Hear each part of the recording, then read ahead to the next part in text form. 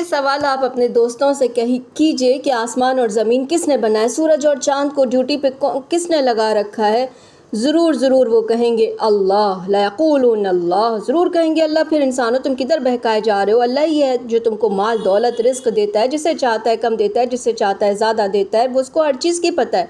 اور اگر تم ان سے پوچھو کہ آسمان سے بارش کون برساتا ہے، مردہ زمین کو بارش سے کون زندہ کرتا ہے، لیقولون اللہ، ضرور کہیں گے کہ اللہ کرتا ہے۔ تو پھر کہو تمام شکر اللہ کا، تمام تعریفیں اللہ کی، لیکن ایک انسان عقل نہیں رکھتا ہے۔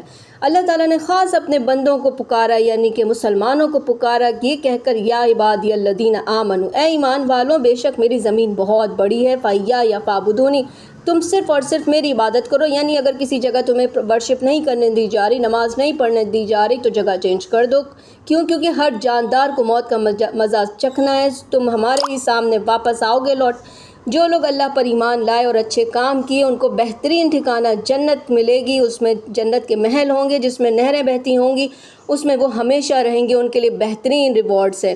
اور دنیا کی مشکلوں پہ صبر کرنے والے اور اللہ پر ٹرسٹ کرنے والوں کے لیے یہ نعمتیں ہیں۔ کتنے ہی جاندار ایسے ہیں جو اپنا کھانا پینا اٹھا کے نہیں گھومتے ہیں، اللہ ان کو کھلاتا ہے، اللہ تم کو بھی کھلائے گا، وہ خوب سننے والا خوب جاننے والا ہے۔ کتنا سمجھایا ہے۔